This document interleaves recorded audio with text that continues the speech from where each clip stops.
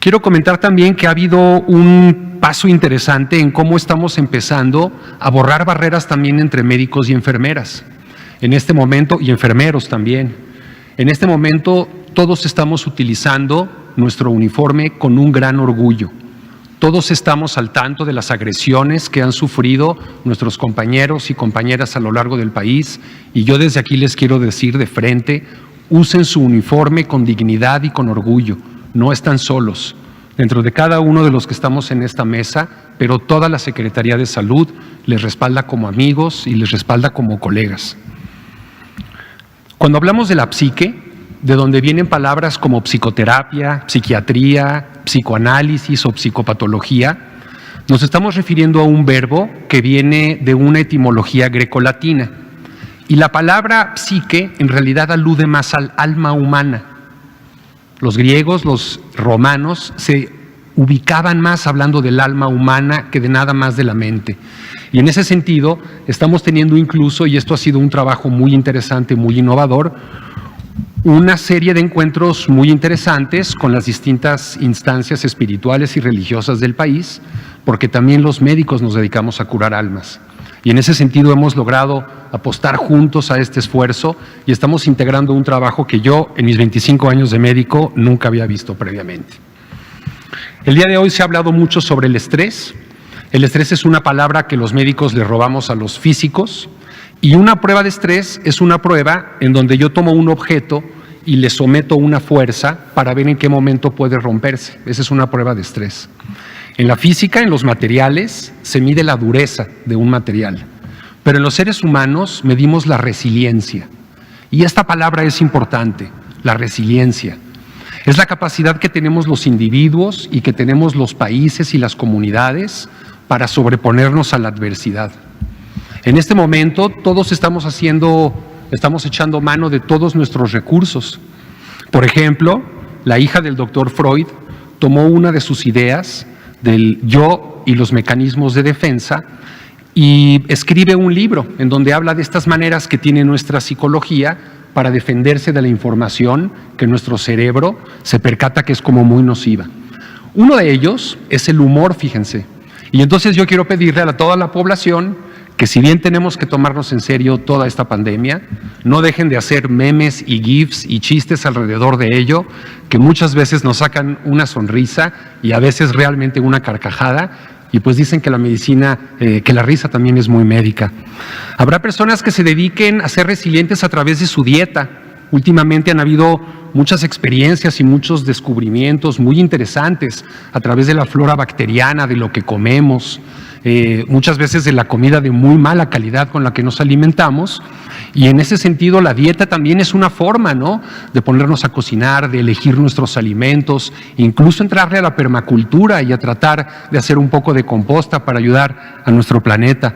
Podemos hacer ejercicio, podemos hacer nuestro trabajo también. Quiero comentarles de un antecedente importante.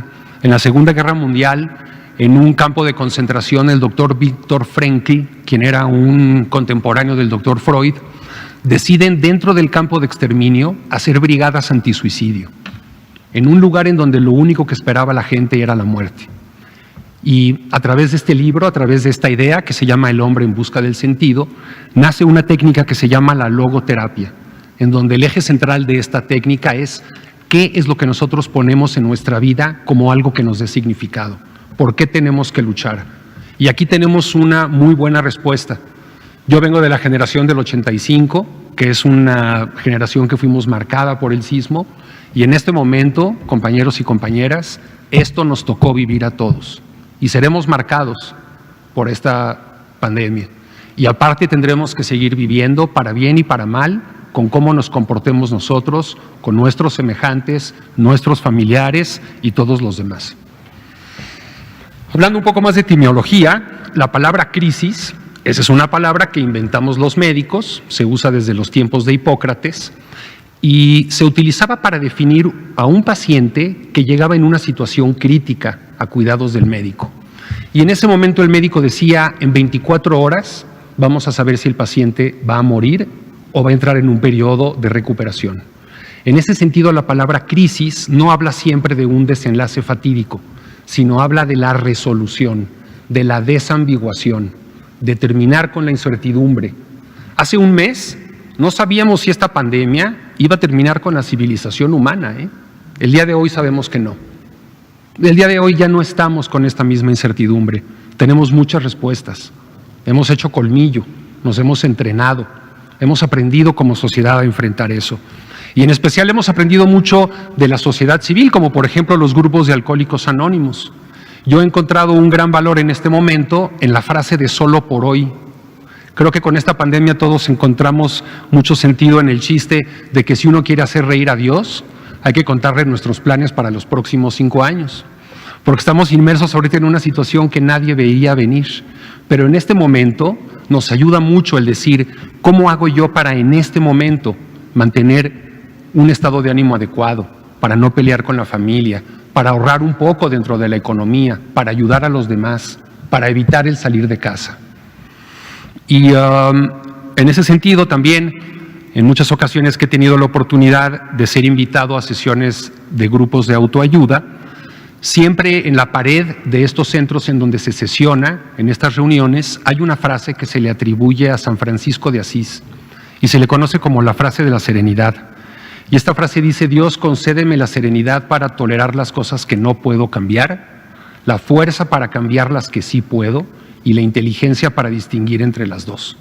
Y el día de hoy sabemos muy bien cuáles son las cosas que podemos cambiar y cuáles son las cosas que no podemos cambiar, como el muy doloroso fallecimiento de muchos de nuestros connacionales, que es algo que nadie desea, pero que viene junto con esta epidemia. Ya para terminar, quiero dirigirme muy especialmente a los estudiantes de medicina del país. Hemos platicado mucho entre nosotros cómo nuestros años en la facultad fueron los años más gozosos y más hermosos y más excitantes de nuestra vida. Y yo quiero decirle a todos los estudiantes de medicina, de la UNAM, del Politécnico, de la UAM, de las universidades privadas, de las universidades de todos los estados del país: la medicina es una carrera increíblemente gratificante, los necesitamos, no siempre es tan dura como lo que están viviendo ustedes ahorita, no tengan miedo, no claudiquen, necesitamos profesionistas entregados y apasionados para poder sacar al país de esta y de todas las pendientes que tenemos frente a nosotros. Agradezco mucho la palabra y los dejo con el doctor López-Gatell. Muchas gracias.